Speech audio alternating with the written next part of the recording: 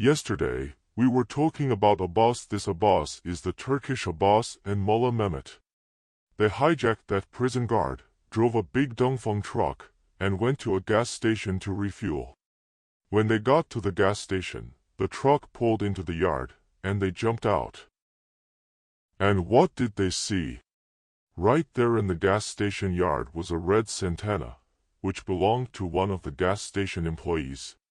The car was parked in the yard, and the owner and a temporary worker at the station, two young guys, basically were sitting in it chatting. It was summer, so the car was sweltering, and they didn't have the air conditioner on. To get some ventilation, they had both the left and right doors wide open. They were just sitting there talking, no smoking, of course, since gas stations don't allow it. They were so wrapped up in their conversation that they didn't notice the big Dongfeng truck pulling in, or the men in it. When Mullah and his gang saw the Santana, they immediately made up their minds. That beat-up Dongfeng had been stolen all the way here. It was a piece of junk. Forget it, they thought, no need to refuel it. Let's steal this Santana instead. They jumped out of the truck, leaned through the Santana's side door, and opened fire with a hail of bullets. The two young men inside never even had a chance to react. They were killed instantly. Then the gang swarmed over, dragged the two bodies out of the car, and dumped them on the ground. Now, let's count. They had 10 men plus the hijacked prison guard, making 11 in total. The Santana can only seat 5 people. What about the rest? Their solution: rob another car. They just needed one more vehicle. So 5 of them jumped into the Santana, started it up, and drove out of the gas station. The other 6 men followed on foot, guns in hand, running right out of the station yard. As soon as they stepped out of the yard, they spotted a small double-cab pickup truck from the county department store parked right at the gas station entrance. The driver was waiting for someone, with his window rolled down, listening to music. He didn't even glance up when the Santana pulled up. The 6 men ran over, wrenched open the truck door, and without a second thought, stabbed the driver right in the ribs with a knife. Then they dragged him out of the cab and threw him on the ground. The driver was seriously wounded. He almost died, but luckily, he survived. Now they had 2 vehicles. The pickup had a cargo bed, which could have fit the rest of them, but it was loaded with goods, making it inconvenient to carry people. The cab of the pickup could seat 5, so once those spots were filled, they had 12 people in total. 2 still left without a ride. Just then, 2 motorcycles rode by. They flagged the riders down, forced them to stop at gunpoint. Luckily, they didn't shoot, and stole both bikes. Now they had 2 motorcycles plus 2 cars. Perfect, right?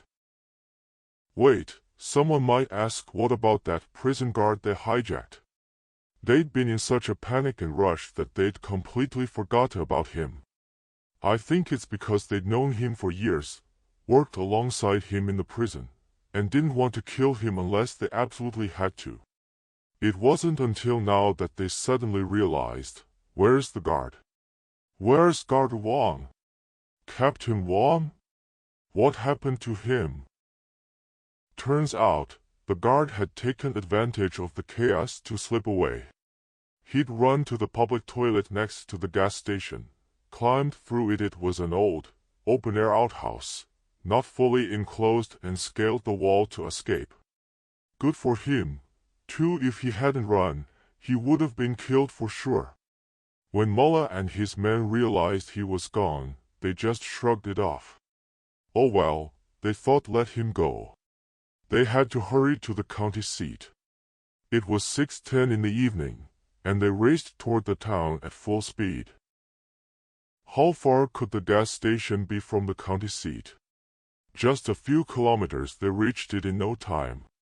Where did they head straight for? The gate of the armed police squadron. Let me tell you, their plan was actually pretty well thought out. If they wanted to attack the county seat, they had to take out the armed police squadron first. After all, it was an armed unit. You can't storm a town without neutralizing the local military force first. The armed police squadron was located on the outskirts of Shuang County, right next to the county detention center. It had a strength of around 80 men. That's a pretty large unit. For comparison, in counties in Qinghai, Hebei, Hunan, or Shaanxi, an armed police squadron usually only has about 50 men. But Xinjiang is geographically special, so they had a bigger contingent. Now, let's backtrack a bit to explain how the authorities found out about the prison break. After Mullah's gang killed 6 inmates and 4 armed police officers and fled, the remaining 70-odd prisoners watched them drive off on the highway. Then, in a panic, they all started running not away, but back toward the main prison compound. Can you imagine? 70 scared, desperate men running as fast as they could. The distance was only 2 or 3 kilometers, so they reached the prison in no time and reported what had happened. The prison officials were shocked when they heard the news of a riot. They immediately reported it up the chain of command. And here's something surprising. Even though there were no guards or police left to supervise them, not a single one of those 70 prisoners tried to escape. They all ran straight back to the prison on their own accord. I bet some of them got their sentences reduced later because of that, but that's a story for another time. So by the time Abbas and his gang reached the armed police squadron, the county leaders and the Public Security Bureau already knew about the prison break and the killings. This was a huge incident. Prisoners had escaped, killed armed police officers, and were on the loose with guns. It was a crisis.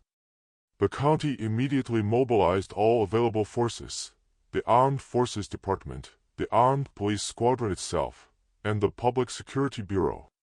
Everyone was sent out to set up roadblocks. Now, think about it. What would most people assume if a group of armed criminals escaped from prison? That they'd head straight out of town to hide, right? Even with guns, their first move would be to flee the county seat. No one expected these prisoners to do the exact opposite, to come back to town and attack the armed police squadron. No one saw it coming. Wait, earlier I mentioned a guard who escaped, the one who ran through the cotton fields. He'd been injured, and back then, there were no cell phones or even landlines readily available. By the time he finally made it back to town and found a phone to call for help, the gunfight had already broken out. He was too late. Because everyone assumed the criminals were fleeing the county, they deployed all the armed police squadron's men to set up roadblocks on the outskirts, at all the exit points. That left the squadron compound almost completely empty. Looking back, it was a lucky mistake. It probably saved a lot of lives. Let me explain why. Imagine if no one had known about the prison break yet. It was 6:10 p.m. What would the armed police officers have been doing? They'd have been in the mess hall, eating dinner. Would they have had their weapons with them? Of course not. You don't bring guns to the dining room. They would have been completely relaxed, off guard. If Mullah's gang had stormed the compound then, it would have been a bloodbath. So that lucky mix-up deploying everyone to the outskirts actually saved them from a massacre. So how many people were left at the armed police squadron compound? Just 3. One was the gate sentry, armed with a Type 81 automatic rifle, fully loaded, standing guard at the entrance. Inside the compound, there were 2 more, the squadron instructor and a young soldier. The soldier only had a Type 54 pistol, and the instructor had the same. That's it. 3 men left, defending an entire compound of 1-story buildings and dormitories. When Mullah Mehmet and his gang arrived, they drove straight up to the gate without stopping. They didn't even get out of the car. They just rolled down the windows and opened fire on the sentry. A burst of gunfire rang out, and the sentry was killed instantly. The gang then jumped out, grabbed the sentry's Type 81 rifle, adding another weapon to their arsenal, and rushed into the compound. They charged in, expecting a fight, but the yard was empty. Where is everyone? They wondered, confused. They searched the compound with their guns raised, but found no one, not realizing there were still 2 men hiding inside. Their goal was clear: break into the armory, the weapons storage room, to steal more guns and grenades. Now, let's talk about the 2 men left inside, the instructor and the young soldier. The soldier had been patrolling near the armory when he heard the gunshots outside. He knew immediately that something was terribly wrong. He also knew he was the only one besides the instructor in the compound, and the instructor was in his office. So he ran quickly to the office, wanting to warn the instructor that they were under attack.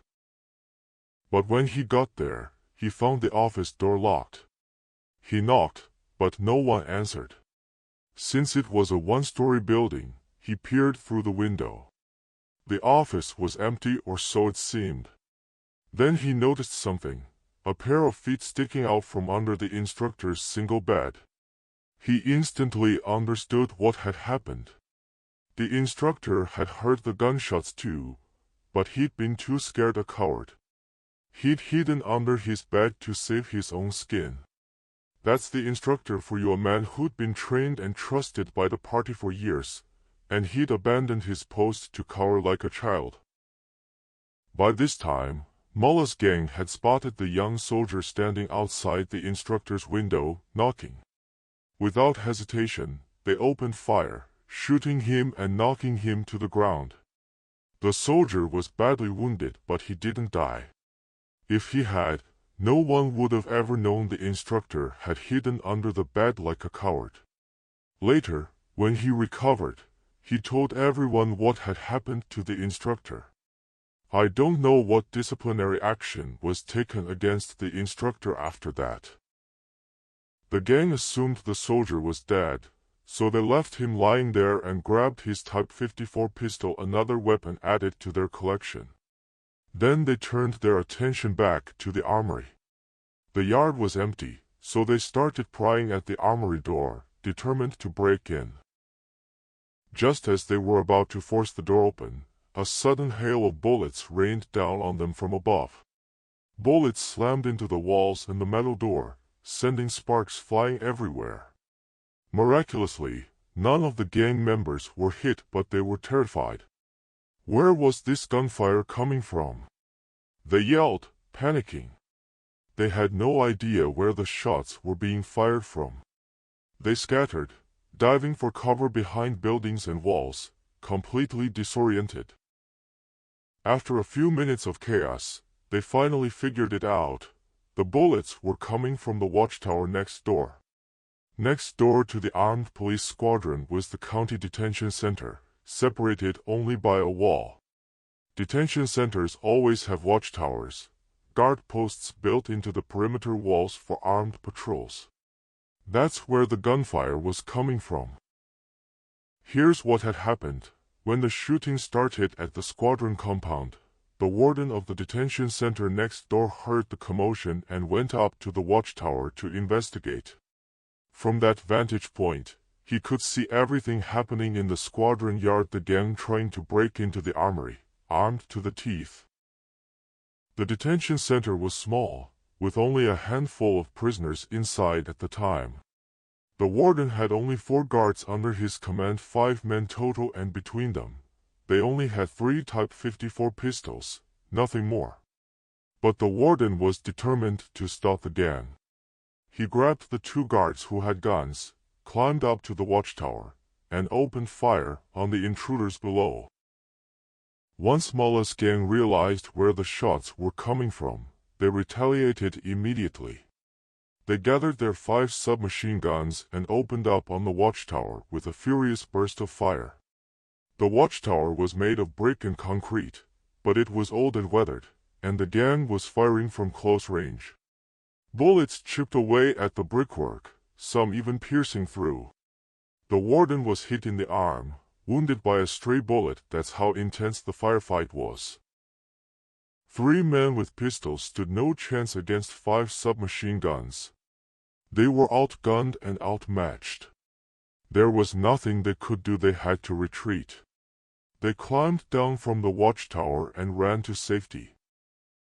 With the watchtower no longer a threat, Mullah's gang went back to prying open the armory door. It didn't take them long to break in. They'd expected to find a treasure trove inside, shelves lined with guns, crates full of grenades. But what they found left them bitterly disappointed. No grenades, and every gun rack was empty. Why? Because all the squadron's weapons, rifles, submachine guns, everything had been taken by the officers when they'd been deployed to the roadblocks on the outskirts. The armory was completely empty. But not quite. After searching for a long time, they found something, a light machine gun, tucked away in a crate in the corner. A light machine gun. That was a big score. They also found 3,000 rounds of ammunition for it. It wasn't the grenades they'd wanted, but it was better than nothing. They grabbed the light machine gun and the ammo, returned to the yard, and prepared to leave. Their next target, the county government building. But as they were about to exit the squadron gate, they were met with a shocking sight. A huge crowd of onlookers had gathered outside. It was summer, early evening. People were out and about, enjoying the cooler air. When they heard the gunshots coming from the squadron compound, curiosity got the better of them, and they flocked to the scene, crowding around the gate, watching the chaos unfold. There were people everywhere, packed 3 deep. Without a moment's hesitation, Abbas and his gang opened fire on the crowd. A hail of bullets tore through the onlookers, and people fell to the ground, dead or wounded. It was a brutal, senseless massacre. Among the onlookers was a man named July15, a police officer from the Sheung County Public Security Bureau's Interrogation Department. He'd been riding his bicycle past the squadron compound when he saw the crowd and stopped to see what was going on. He was a cop, after all. It was his job to investigate.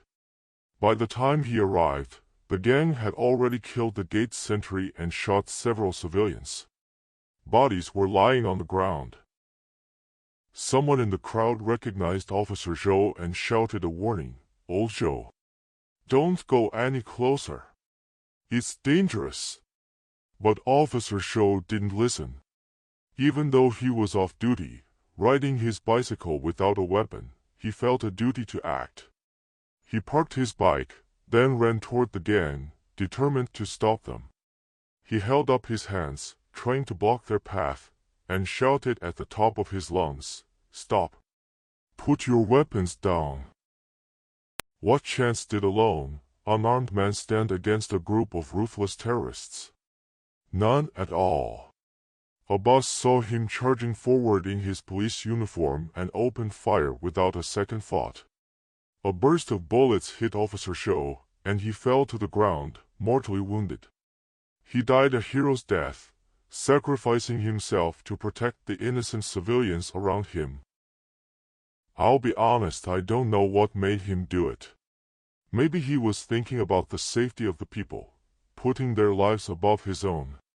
As the official report later said, he had the lives of the people in his heart and cast aside all thought of his own safety.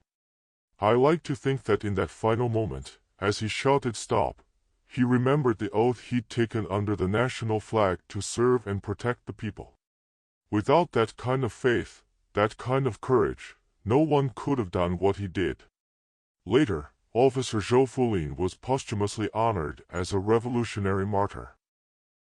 After killing Officer Zhou, Abbas and his gang tried to break through the crowd and escape.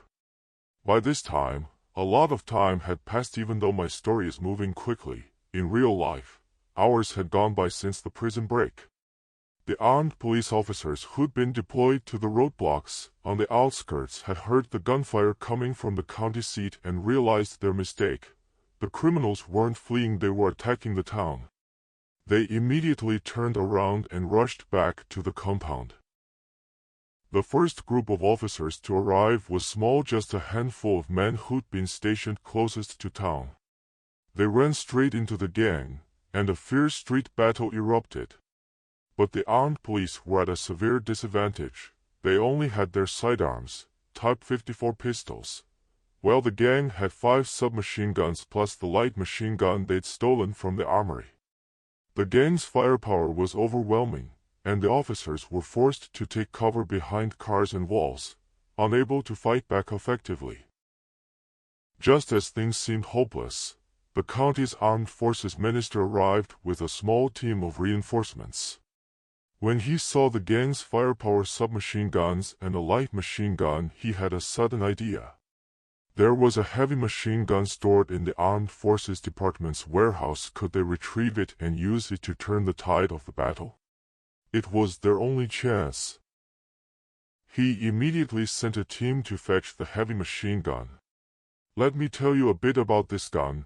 It was a vintage weapon, a Type 53 heavy machine gun, weighing a whopping 40 kilograms, 80 pounds. Legend had it that it had seen combat in the Korean War, where it had fought against American troops and earned a distinguished record of service. But by 1996, it was an antique. It had been sitting in the warehouse for decades, unused and neglected. No one even knew if it still worked. It was a total long shot, but they had no other choice. The team retrieved the heavy machine gun and carried it to the detention center's watchtower, the same one the warden had used earlier. The high ground would give them a clear shot at the gang below. They also brought 800 rounds of ammunition with them. If you've ever seen a Type 53 heavy machine gun in a movie, you know what it looks like. A bulky weapon with a rotating ammunition disc, feeding bullets from a box magazine. It's a fearsome thing, capable of laying down a withering hail of fire. They set up the heavy machine gun on the watchtower, loaded the ammunition, and opened fire. The effect was devastating. The heavy machine gun's bullets rained down on the gang, who were completely unprepared for this sudden counterattack. Mullah Mehmet and his men panicked, thinking the entire armed police force had arrived. It was now 6:30 p.m. The county government building would be empty by this time, anyway. With the heavy machine gun pinning them down, they knew they had no chance of completing their attack. Their only option was to flee the county seat now. They really were running for their lives. They scrambled to get back into their vehicles, but the heavy machine gun fire was relentless. 3 of the gang members were hit in the crossfire. 2 were killed instantly, and 1 was seriously wounded and captured shortly after. The gang was now down to 8 men. As more armed police officers arrived on the scene, the gang tried to escape in their 2 vehicles. But during the battle, the Santana's tires were all blown out, and its windows were shattered. It was completely undrivable. The only usable vehicle left was the double-cab pickup truck. The remaining 8 men crammed themselves into the pickup's cab and sped out of town, heading for the highway. You might be wondering, why didn't the heavy machine gun stop them? Here's the thing, the officer manning the gun hadn't fired a weapon in decades. He was nervous, and he made a mistake in his operation. The Type 53 heavy machine gun has an extremely high rate of fire. It can fire hundreds of rounds per minute. In his panic, he fired wildly, and before he knew it, all 800 rounds of ammunition were gone. The gun fell silent, and the gang seized their chance to escape. The armed police officers jumped into their own vehicles and gave chase, and another fierce gun battle erupted on the highway. The gang had 1 man driving the pickup, while the other 7 fired back at their pursuers with their submachine guns. During the chase, 2 more gang members were killed, shot dead inside the truck. The gang was now down to 6 men. To make matters worse, the pickup truck's tires were shot out, its windshield shattered, and its steering wheel damaged. It was no longer drivable. The gang had no choice but to abandon it and flee on foot. Just ahead, they spotted a passenger minibus parked by the side of the road. It was a small, local bus used for transporting villagers, and the driver and his son were sitting inside, confused by the sound of gunfire coming from behind them. They had no idea what was happening.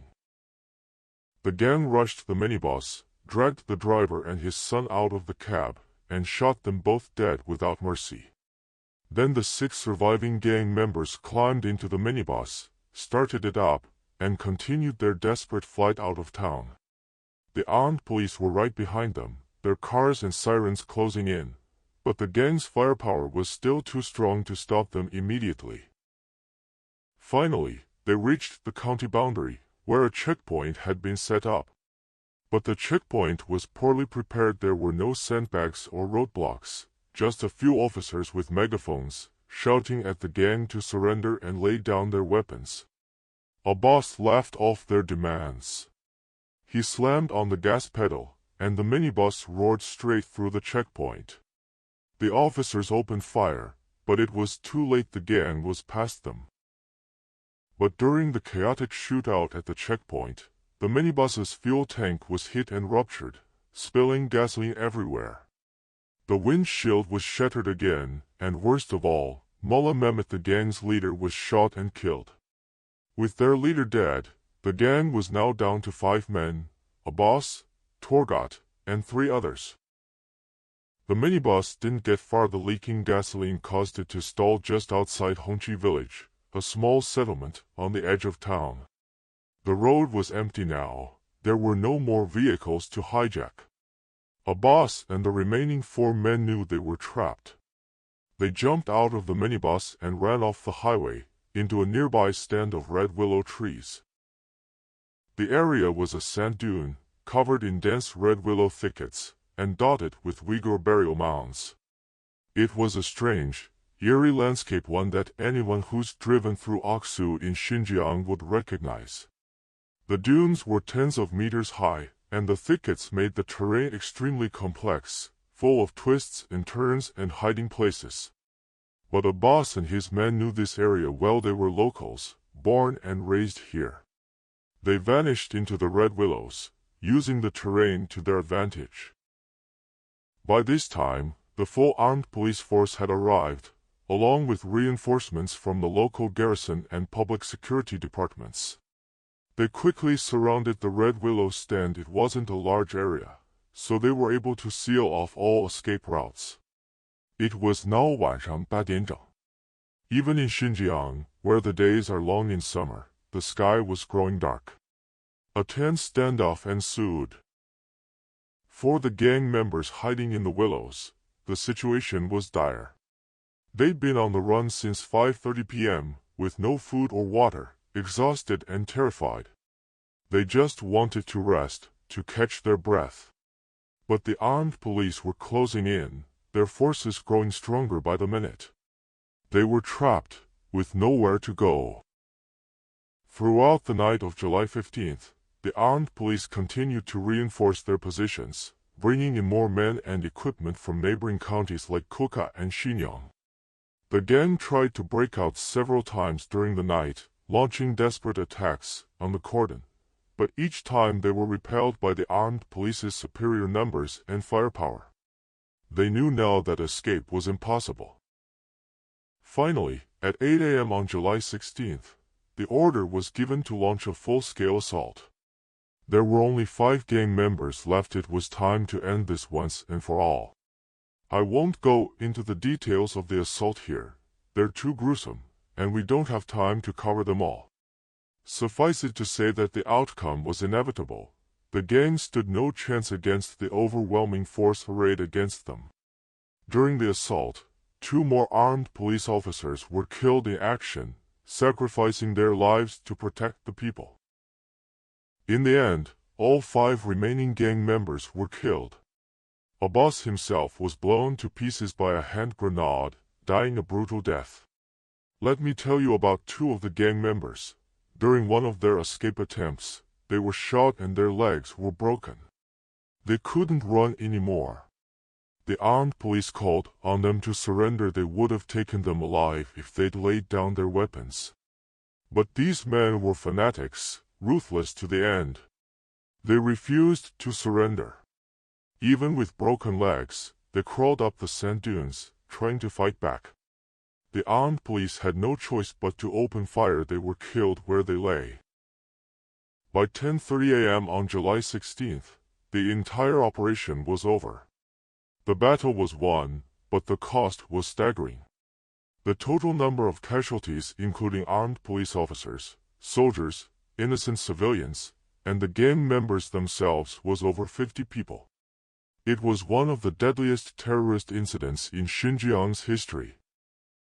Later, a memorial service was held for the fallen heroes in the county auditorium. Wreaths of flowers lined the streets from the auditorium all the way to the main square, stretching for hundreds of meters. On the day of the service, the entire town of Xiang came to a standstill. Thousands of people lined the streets to pay their respects to the men who'd given their lives to protect them. Most of the fallen officers and soldiers were young men, barely 20 or 21 years old, just kids, really, serving their country. They were brave, selfless, and they died for peace and the safety of the people. Okay, that's the end of today's story. Let me close with a quote from Comrade Mao Zedong: "All men must die, but death can vary in its significance. To die for the people is weightier than Mount Tai, but to die for fascists or exploiters is lighter than a feather." Oh, wait a minute, I almost forgot to mention something. Earlier, I said the gang had 12 men at one point, but later I kept referring to them as 10. What happened to the other 2? Remember the 2 motorcycles they stole?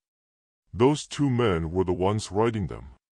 As they followed the gang toward the county seat, they watched the violence unfold: the killings at the gas station, the attack on the armed police, the massacre of civilians. They were overcome with fear. They couldn't handle the brutality of what they were seeing. So they made a decision. They weren't going to follow a boss and mullah any longer. They turned their motorcycles down a side road, revved the engines, and fled, abandoning the gang to their fate. Abbas and the others noticed they were gone, but there was nothing they could do about it. They were too busy fighting for their lives. The 2 deserters rode as far as they could, but their luck ran out on August 5th, when they were finally captured in Luojia County.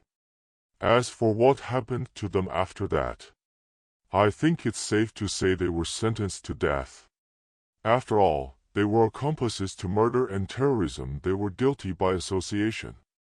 That's just my opinion, of course, but it makes sense.